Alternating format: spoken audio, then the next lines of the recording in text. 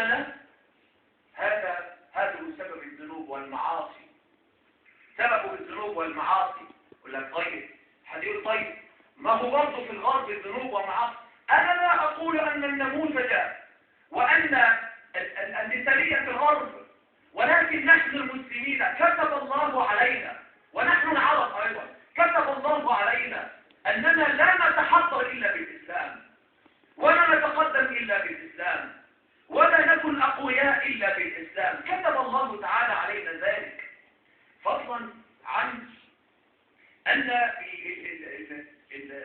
النموذج المعرفي الغربي أخذ أفضل ما عند الإسلام إبان سقوط الأندلس. فضيلة الإمام الأكبر الدكتور عبد الحليم محمود رحمه الله أثبت بما لا يدع مجالا للشك أن روجر بيكون هذا، هم بيقولوا إن هو اللي مؤسس المنهج التجريبي. إيه المنهج التجريبي؟ المنهج التجريبي هو المنهج الاستقراء والملاحظة، اللي هو المعمل، تتبع الجزئيات للوصول إلى رؤية كلية. إن أنت تشوف ظاهرة الكسوف مثلا، أو القمر أو الشمس أو رؤية إلى آخره، تتبع حتى تكون رؤية كلية من نظرية حتى تكون حقيقة علمية. هذا هو طريق العلم وطريق الاكتشاف والاختراع وطريق التقدم. دكتور حليم أثبت أن روجر بيكون أخذ هذا المنهج من العرب، وقال هذا هو منهج السمع والبصر الذي تغافل عنه المسلمون. إن السمع والبصر والفؤاد كل كان عنه، كل ذلك كان عنه مسؤولا. منهج السمع والبصر، منهج الملاحظة، بيسموه الآن ساينس.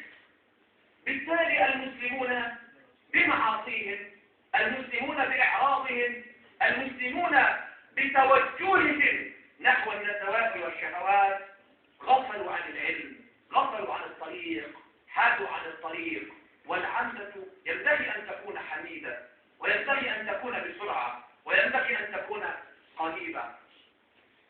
خرج علينا أناس وقالوا إذا لماذا لا نقلد الغرب أيضا في النموذج الأخلاقي ونهمش الأديان، بحيث أن تكون العلاقة بين المسلم وربه وخلاص، صلاة التكامل، كل شيء دعوه بالأخلاق، واتركوا العلاقات الجنسية، واتركوا كل العلاقات مفتوحة، وبذلك النفس تهدأ وتسكن وتبقى زي الفل. ده فكر فرويد، هذا فكر فرويد. قال ان في نفس عند الانسان، بس هو قال ايه بقى؟ ان النفس عشان تسكن، عشان الانسان يستريح، يعطيها ما طلبت. عايز علاقه جنسيه، خلاص توكل على الله.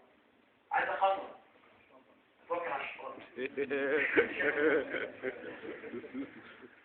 عايز خمره، عايز كذا، عايز كذا، اعطيها ما طلبت، تقوم تسكن وتهدى ويحصل فيه برود وخلاص. إلى إن الإسلام الله تبارك وتعالى قال قد أفلح إيه؟ المؤمنون، قد خاب. يكون هناك إرادة مساحة المباحات واسعة، مساحة المحرمات ضيقة.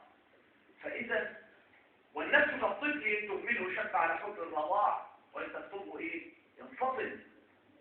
فالإسلام يقول لك لازم أنت تكون عندك إرادة قوية، والنفس تمسكك مش هي تمسكك، تتحكم فيها مش هي تتحكم فيك. وهذه مفهوم التزكية. ثبت في الواقع أن أكثر الناس إسرافا وأكثر الناس شهوانية. هذه الشهوانية لا توصلهم إلى الاستقرار والسكن، وإنما توصلهم إلى الانتحار والدمار والموت والهلاك. انظر إلى منطقة اسكندنافيا، السويد، النرويج، فنلندا، بلجيكا، الدنمارك. كلمة اسكندنافيا أكبر دخل للفرد في العالم في هذه المنطقة. هذه المنطقة أحسن تكنولوجي موجود في العالم في هذه المنطقة، أوصلهم إلى ما يسمى بالانتحار الجماعي.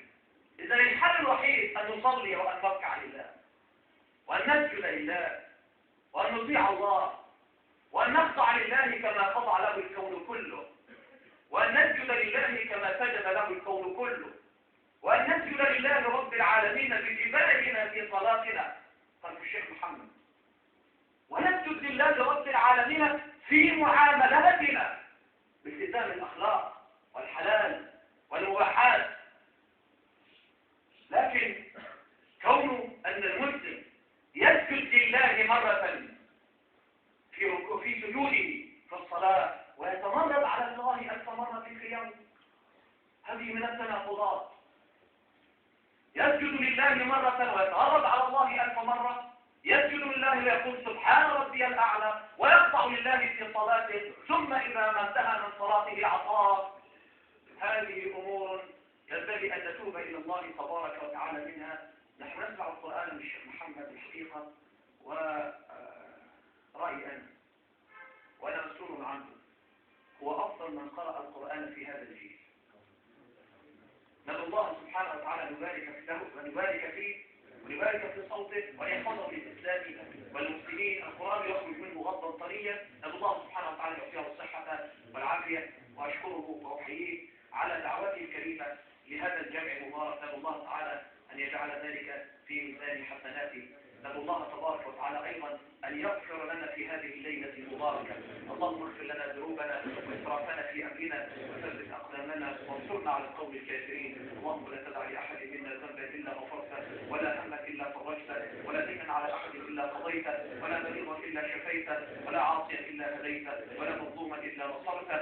اللهم اجعلنا في هذه الليلة من التائبين العابدين الحامدين السابحين الراكعين الساجدين الآمرين بالمعروف والناهين عن المنكر والحافظين لحدود الله. اللهم استجب لنا دعاءنا وتقبل صلاتنا وركوعنا وسجودنا. اللهم اجعلنا من المتجردين لك، اللهم اجعلنا من المخلصين لك، اللهم اجعلنا من المخلصين لك. ربنا تقبل منا انك انت السميع العليم، وتب علينا انك انت التواب الرحيم. اللهم صل وسلم وبارك على سيدنا محمد وعلى اله وصحبه وسلم تسليما.